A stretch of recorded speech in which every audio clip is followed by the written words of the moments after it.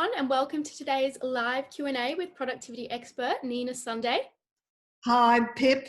Thanks for being here to ask me some questions, and looking forward to sharing with everybody today.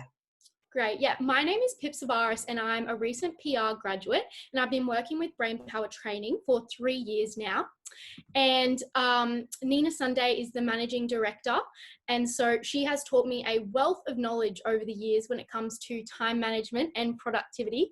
So we're excited to be here today to share some of those tips with you all.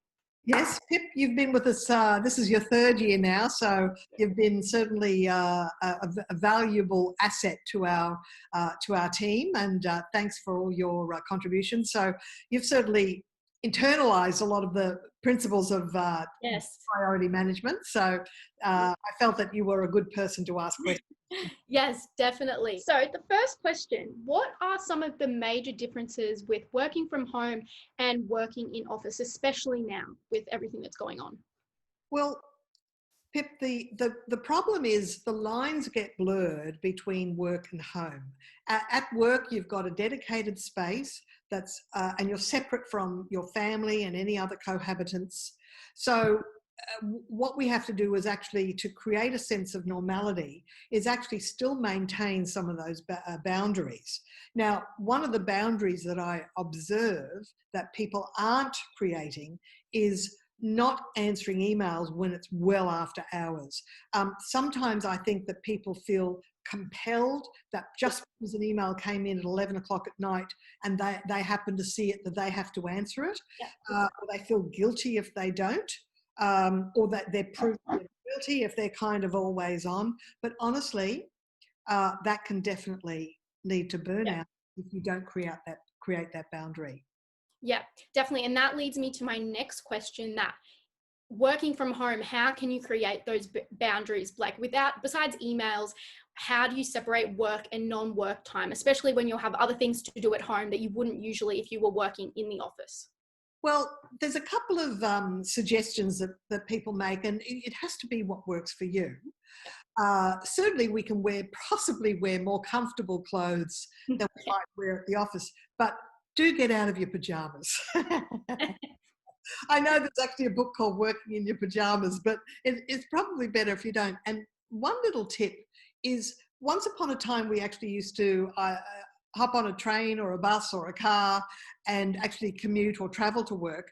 One suggestion is to actually, if it's good weather, go for a walk around the block. So you actually create that space of, yes, I'm leaving the house now, I'm leaving private life, and when I return, I'm in work mode. So that's one way to do it. The other thing is to make sure you're not working in isolation, and make sure that your immediate supervisor is having a virtual check-in with you, possibly at least once a day. Now, of course, the whole issue of maybe too frequent check-ins, it can be, but not frequent enough is probably not allowing you to feel connected to something bigger than yourself. So that sense of belonging to a team is important. So the virtual check-ins are important, and even if you couldn't make it for whatever reason, having a replay available that your supervisor or someone from the team sends you, so you can actually check in with what everybody's doing. That really helps you feel connected. So it's about boundaries and feeling connected. And I've got one final tip. Never, ever, ever work in bed. Never, ever check your work email while you're still lying in bed. And I don't care if you're checking on what UK office did or what US office did. Just give yourself a morning ritual, the mental space to just get up, get refreshed, and your body has to come into harmony for the day. It has to emit certain hormones that takes you from sleep to wakefulness, and you're much better off not letting all that onslaught come in. Yeah, I definitely agree with that. I think it's super important to somehow keep your routine as normal as it was to when you were going to work. It just creates that helpfulness, morning coffee, whatever you did. So the next question, you mentioned it before, but is there an increased risk of burnout with people working from home, and why is that? Yeah, well, apparently there is. I mean, but if you think about it, Some people are not focusing on working to priority and doing what's important, and they're just filling their day with busyness somehow to give the appearance that they're busy to prove their loyalty, or maybe they just don't know how to work to priority. And in this session, I will be giving you some secrets of how to work to priority. But here's my question, and it's a question I ask groups when I'm delivering training face to face, but the same question applies when you're working from home. Do you take a physical lunch break away from your desk, at least 30 minutes? Now, when I ask that question to live groups, about 60 to 70% of people say, no, I don't take a lunch break. Like, well, don't you know everybody works through lunch? It's like, that is such a killer for productivity. I'll tell you why. Number one, we do need frequent short breaks. No more than 50 minutes should we be sitting in one spot before we stand up, even walk around the house and come back, because the blood pumps oxygen and glucose to the brain, and it's a micro break, but we need it because we are physical beings. We're not cyborgs, that are just on. We're not robots. Yeah. So being aware that we are physical beings, and that sitting is the new non-smoking, which means if we sit for too long, it is a danger to our health. So whether you're in office or at home, frequent short breaks. Now, one way to do it is maybe every 50 minutes, take a 5-minute break, or give yourself the chance to look at blue sky at least once a day. That assumes you've got blue sky. If it's the weather's grey or it's winter and you go out and it's grey sky, so be it. But at least change your horizon, change your viewpoint, so that you get a sense of there's another world out there apart from what I'm doing inside. There's research to suggest that if people take maybe 5 minutes off at least every hour, or even every half hour, they are actually more happy at work than if they just keep powering through. So get rid of any guilt about taking a short break. And once upon a time, when more people were smoking, there was some research about the fact that smokers would take a smoke break, maybe every hour, maybe every 2 hours. They were actually more productive because of those frequent short breaks. So that is really key. So don't feel guilty. That's the important thing. Realize that it's a productivity break. Yes, I definitely agree with that. I know when we work in office, obviously now we're working from home, but when we're in the office, we have morning tea, we have lunch, sometimes afternoon tea, and it really helps to get us back on track, focused, have a little break, and then we can just keep going. Well, the other thing is you can actually have a virtual coffee with your team members, and that makes you feel connected. And I know, Pip, you've been working from home, and so have I. We've been taking virtual lunch breaks, virtual coffee breaks together, and well, we worked well together face to face, but temporarily it helps you to catch up a bit and just to make sure you're all on the same page with what you're doing, how your life is, just a bit of a brief catch up, really. It helps a lot. And working from home, we do have to find ways to minimize interruptions, like especially if you have children that come home from school.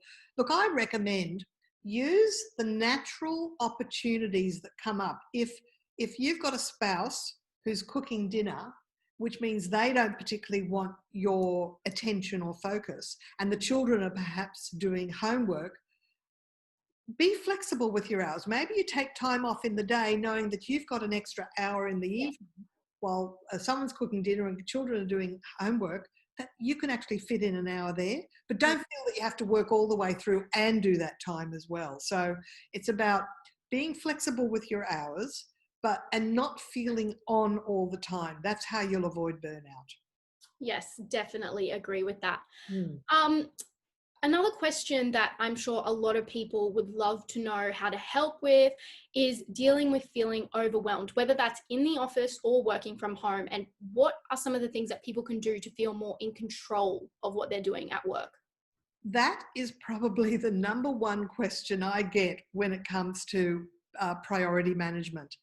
And my number one answer is another question, which is, do you have a task list And most people say yes, whether it be a notebook or a document on the computer or an app on the phone or iPad.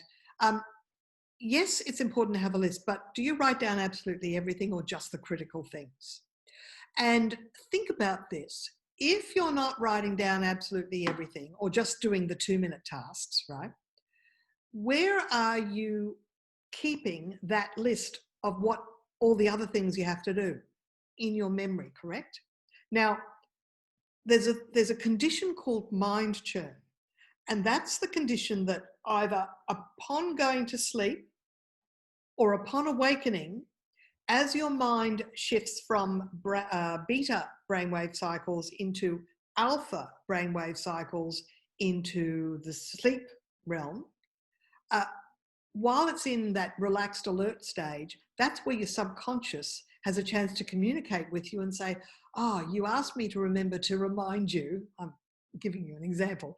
You got to send this, you got to do that, you got to post that, you got to write that, you got to prepare that report. All the things you thought you had handled that were rolling around in your head, they will come back to haunt you as you're falling asleep and as you're coming awake. So if you want to sleep like a baby, refreshed, and wake up feeling calm, relaxed, and in control, have everything recorded out of your head, whether it be on paper, in a document, in a task list. I'm not prescriptive about how you do it, although I've got some suggestions to make, but it's all about getting it out of your head. Yes, I am definitely guilty of that too. Right. Yeah. Well, the thing I'm guilty of is that whole thing about if it's a 2-minute job, don't write it down. Yes. Occasionally, that 2-minute job, I go, oh, it's just a 2-minute job, but I didn't do it. So it Yep. comes back to haunt me. Mm-hmm. Can't do it straight away. Even a 2-minute job needs to go on your list. Yes, I definitely agree. Whether it's buying milk or posting something at the post box, like I just write it down and we'll get to it later. It's out of your head and it's on paper. That's the most important thing, I think. The other thing about overwhelm too is self-management. I remember in the early days of running my business, and that's several decades ago now, a lot of things would come in stacking on top of each other. And I had ambitions, you know, of growing a great business, which I have. And I remember things would come in and I'd get up from my desk and I go, how's it all going to get done? Mm-hmm. There's not enough time. And it was these messages I was sending myself that were unresourceful. And you've really got to manage your self-talk. And what I find is take a deep breath. And if you start to feel overwhelmed, there's not enough time, that's a sure sign you've been sitting down for too long. You should actually get up and take a 5-minute break. And it's amazing how more refreshed you feel when you get back after a 5 or 10-minute break. Just feel like you can take more on. Yeah. Usually a sure sign you've been sitting in one spot for too long and your brain has stopped firing, and it probably needs a burst of glucose and oxygen that the blood pumps to it. Yes, I think it's good as well to give yourself a bit of perspective, and that it's like, it's okay. It's not all about this computer. You can go outside, breathe, have some fresh air, and come back with a clear slate and fresh mind. Also, something that I want to ask is, what are the biggest no-nos that you have observed people do that contributes to people feeling under pressure, whether that's from their boss or just, you know, life in general with work? Well, thanks for asking. And the reason I know the answers to these questions is I actually trained at Film and Television School in Sydney on how to be a production manager for feature films and television. And I did work at ABC Television. But I didn't really, when I started my business, I found out what I didn't know, because what I didn't realize is that if you have a must do, you really need to get that done early in the day. Because if you start your day thinking, I'll reward myself by doing only the things I like to do, and I've got plenty of time to get my must-dos done in the afternoon, Murphy's Law, something's going to come in the afternoon that takes up your time, and then suddenly you're staying back in order to get something finished that was due that day. So Brian Tracy wrote a book called Eat That Frog, and the frog is do the thing you least want to do, either as item number 1 or item number 2 in the day. There's also a thing called the busyness paradox, is that people think that if they're engaged in activity and being busy that they're being productive. We really must work to priority. So I recommend that people actually reorder their list in order of priority, so that they're always looking at the list in terms of what's the next most important thing to do, or what's the most a significant thing for me to do right now. And that's what they do. So that means that with the 80-20 rule, they're working on the top 20% of tasks that actually yields an 80% result. So, yes. And I've got one more thing. Mm-hmm. Minimizing interruptions, and especially the biggest interruption that 60 or 70% of people have is that email alert when a new email comes in. Checking emails one at a time, that's a no-no. Yes, I was about to ask that about Outlook. But we have one question in the chat box. So how do you determine priorities? I think that's a great question that you could talk about with the important versus urgent. Okay, well, there's competing priorities, I understand. There's a number of criteria you can use. It depends on, okay, there's urgent versus important, right? So sometimes, and this is where we can avoid burnout. If we're always doing only urgent things, if more than 75% of your day is working on urgent tasks, you're actually a candidate for burnout. We need to be working on important tasks ahead of their timeline.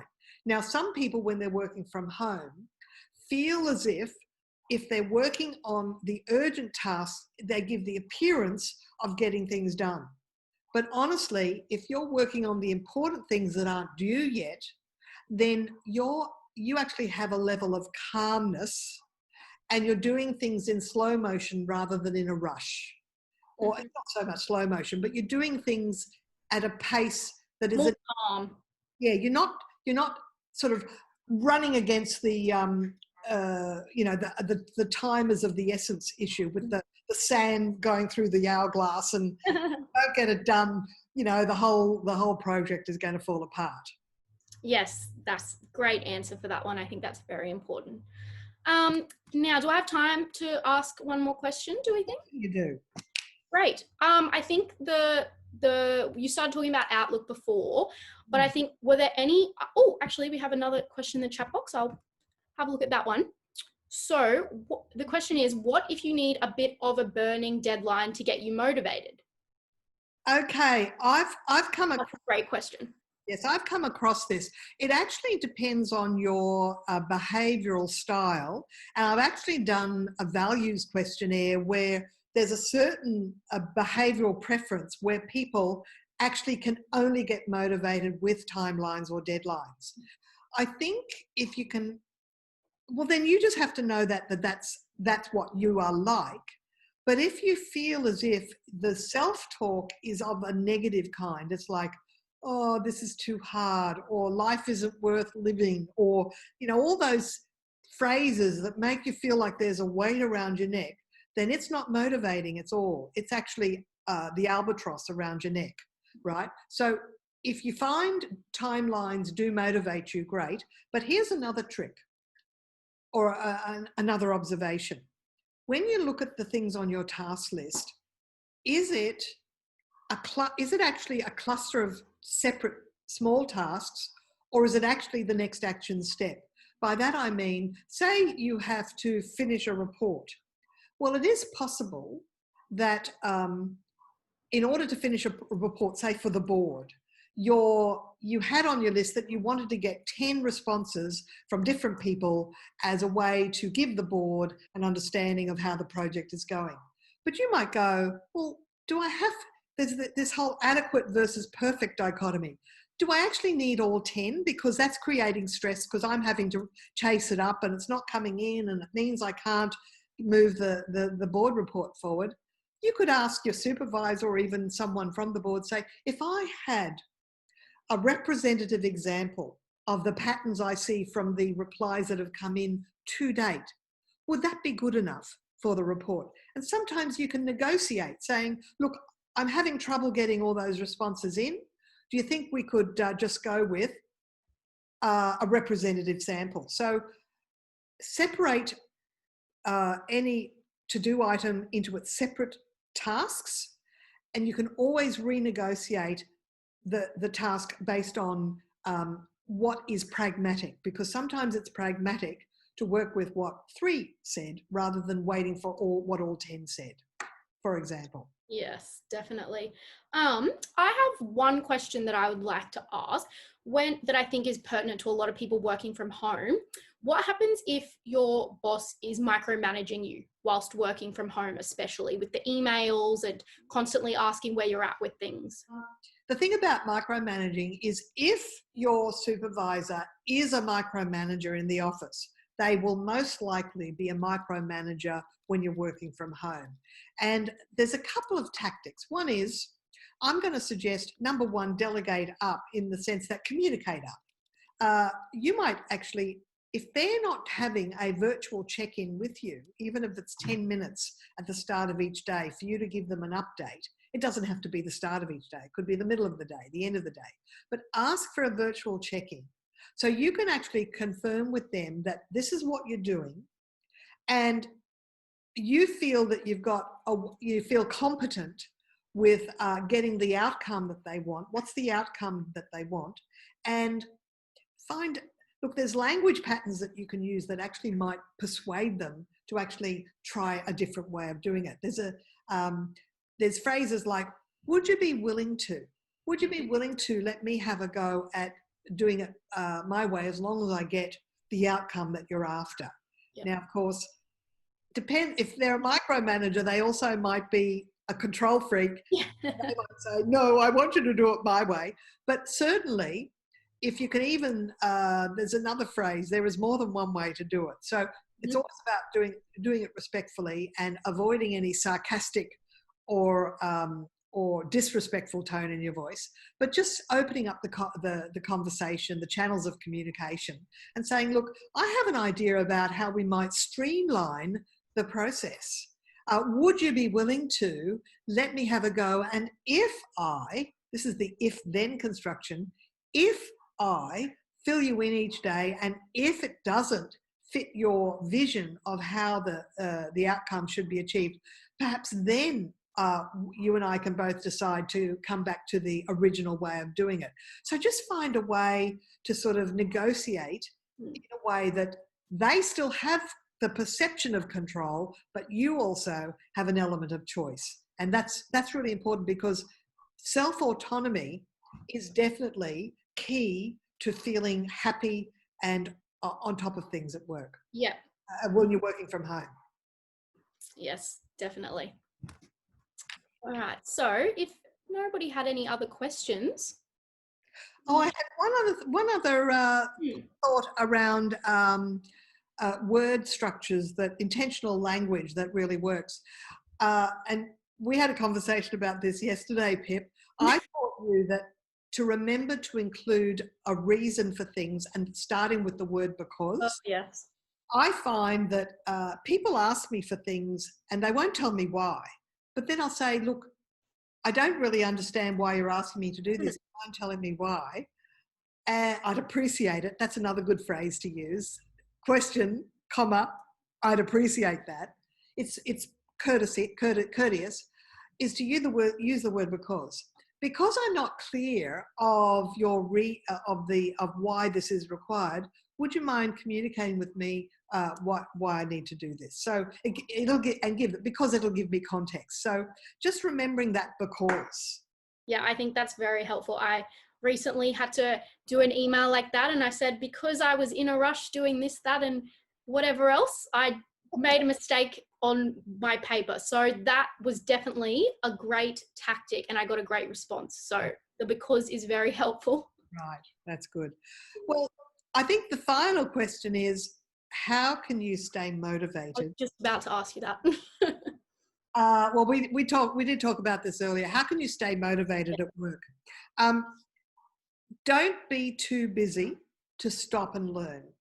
Allow yourself the benefit of 30 minutes a day learning something new, even if it's trialing new software as a service, and actually get your manager or your office to confirm or approve that you can spend 30 minutes a day learning something new, whether it be or any masterclass that's available on the website.